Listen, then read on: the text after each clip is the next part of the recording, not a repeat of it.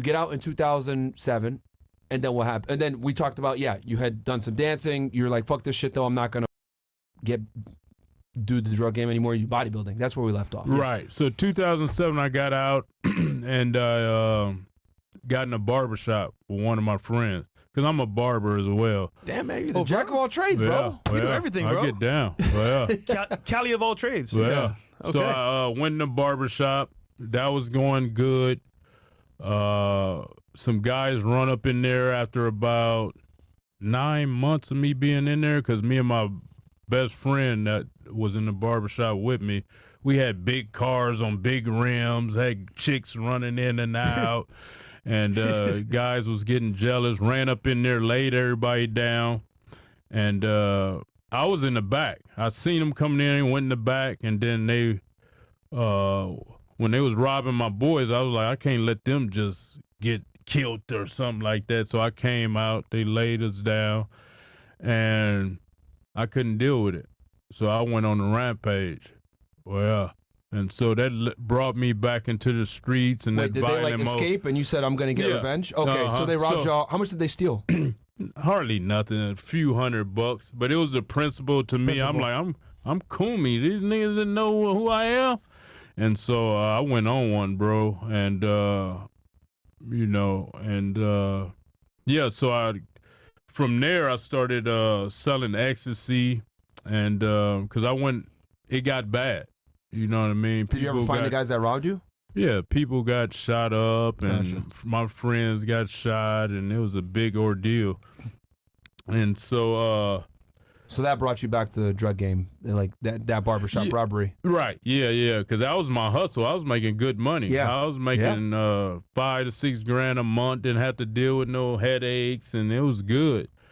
And that messed me up. So barbershops get robbed a lot because it's a cash business. Yeah, exactly. Luckily, thank God that day they didn't get that much. But So Kelly, back in the day, you were huge. Huge. What was that like? Like, was it just eating good food? Or like, was it like other stuff? Like, what was that like? So I got out of prison. I was weighing about 215, swole, natural. And so I was always, from a kid from I started working out at about 15 because the coaches said I was too small in football. So I got swole fast. In 90 days, I was jacked from 98 pounds to 140.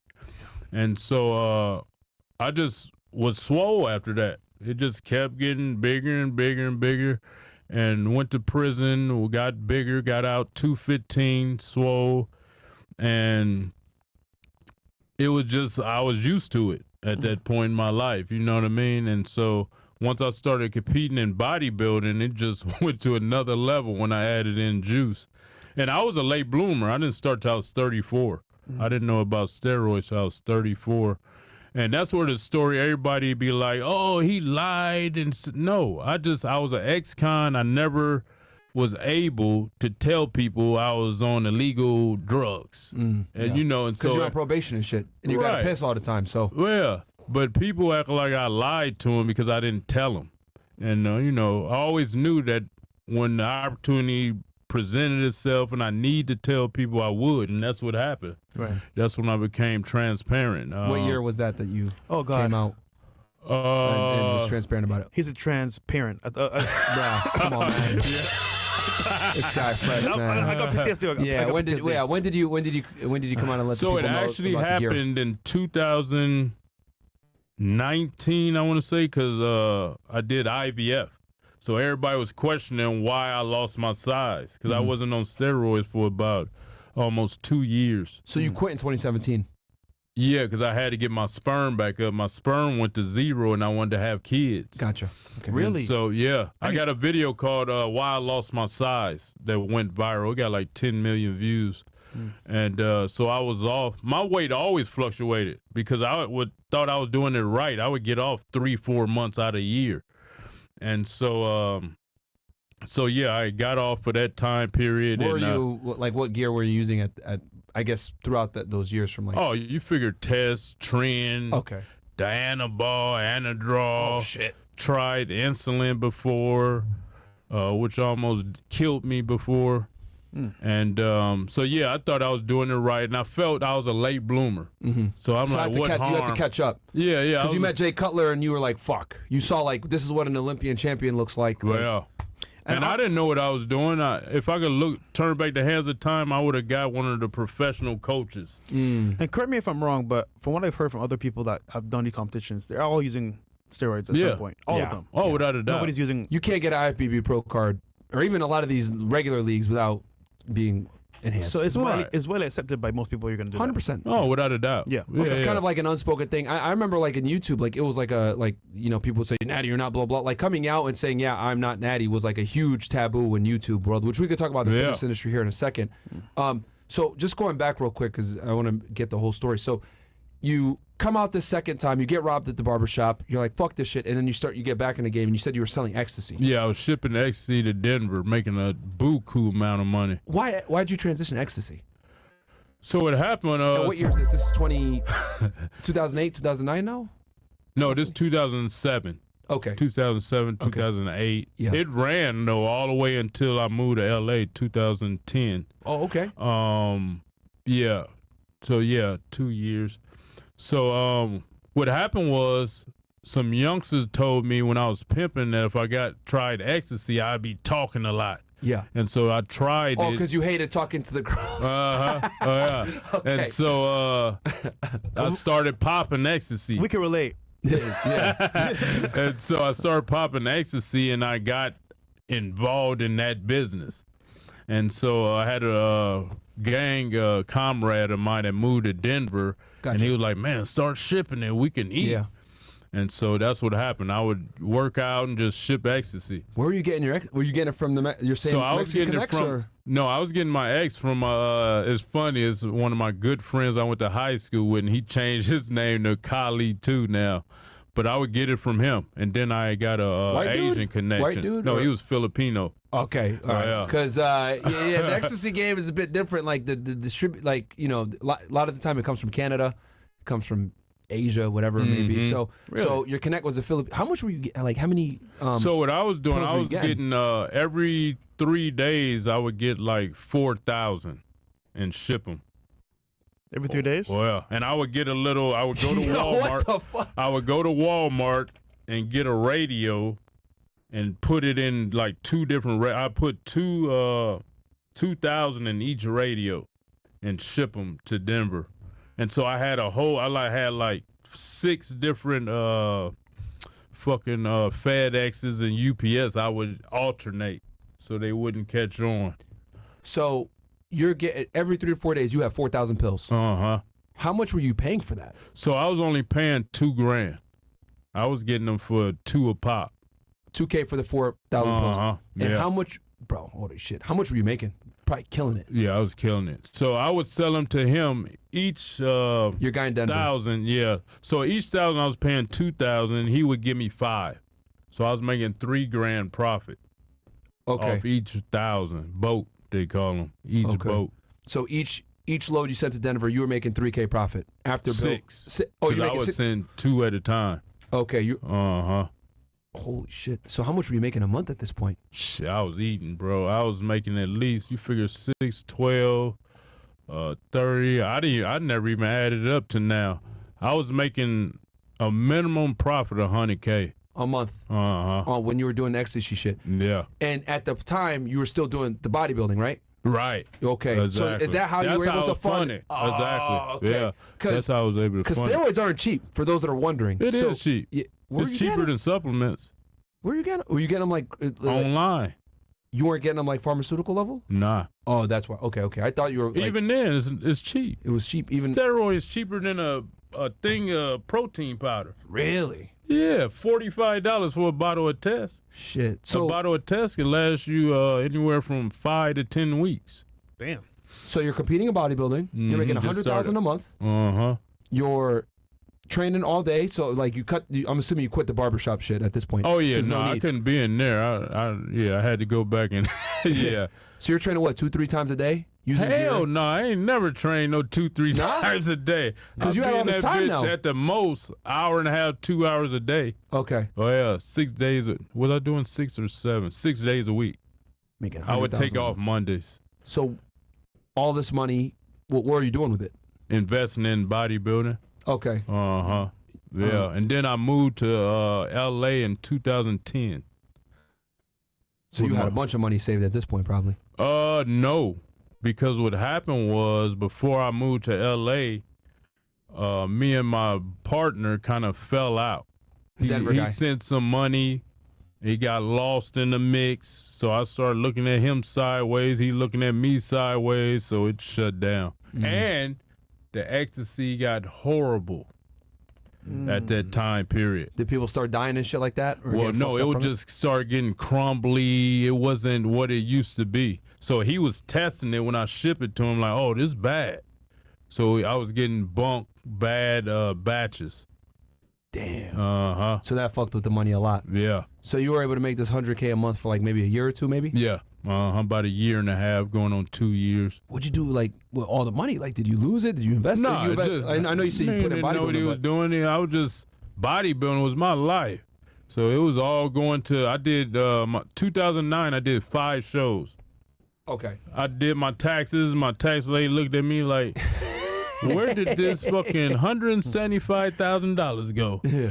Bodybuilding. I was like, yeah. Well, it is expensive to everywhere, hotels and put yourself up at the best places. Yeah. Do you have a coach at this point too? Probably. No. If I could turn back the hands of time, I would have got a coach. Okay. Yeah. Because they would have made me do blood work and all that stuff. So you're making $100K a month, shipping the ecstasy there, paying for your bodybuilding career, traveling all over the place, probably going first class, and it's not cheap to enter into these competitions. Exactly. Yeah. So.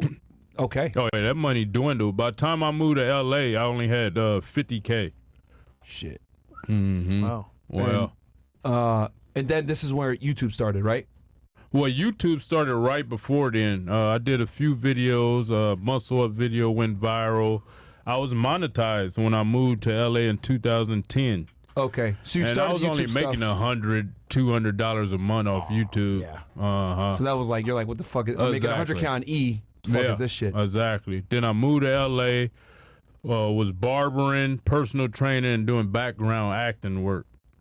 And so the acting started blowing up, and I never wanted to be an actor.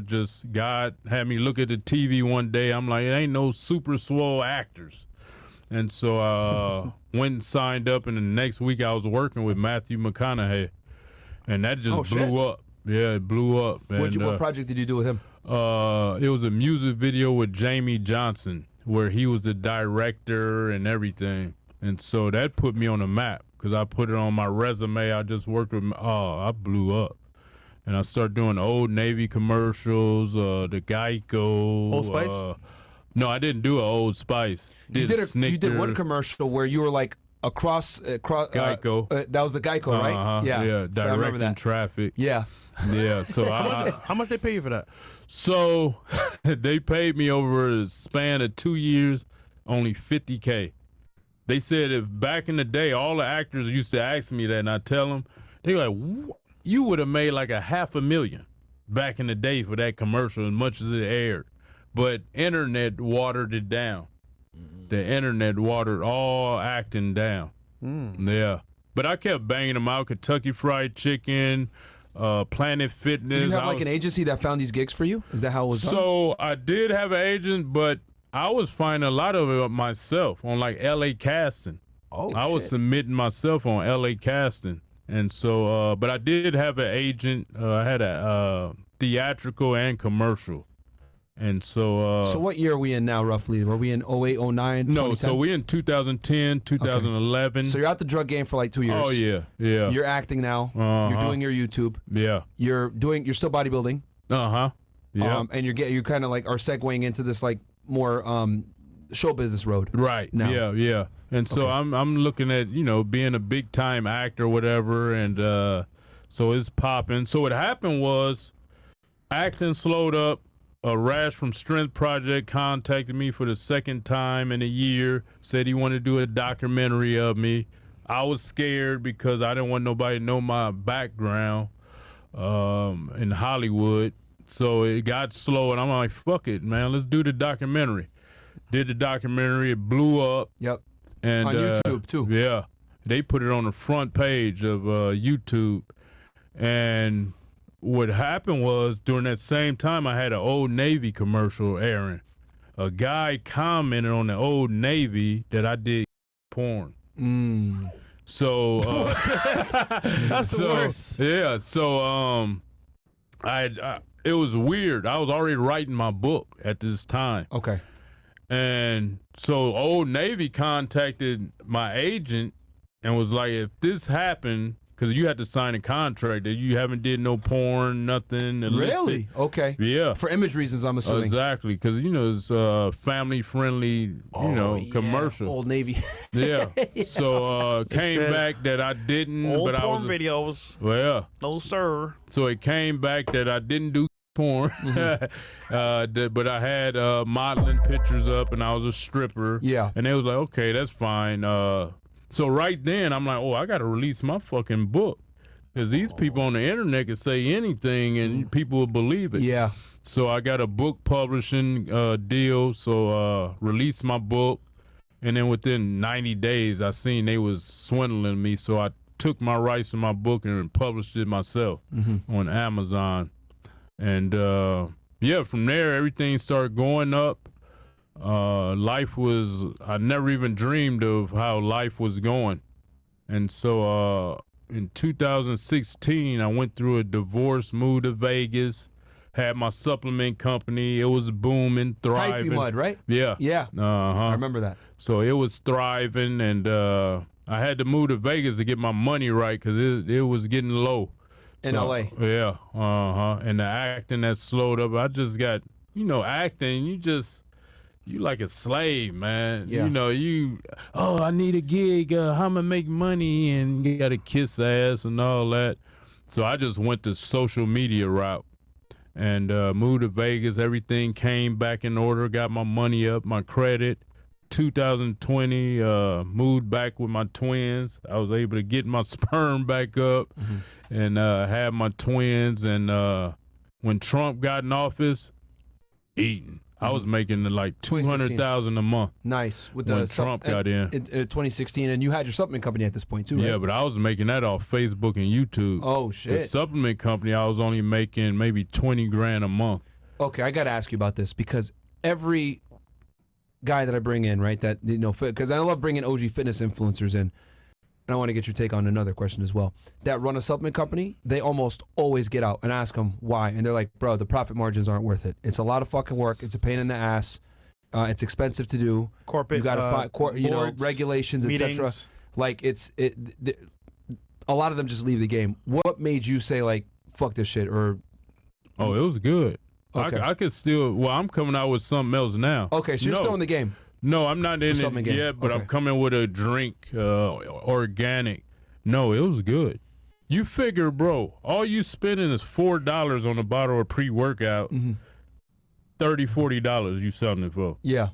They saying that because they marketing wasn't up to par or whatever. For me, I kept my costs down. Only stay with a pre-workout, a BCAA. Then I upgraded to a test booster and vitamins. Is it protein that's the most competitive? Oh yeah, protein. Okay. You ain't making no money. Okay, that's and protein. The guys poison. I asked all had their own proteins. So that makes sense. Poison. Yeah.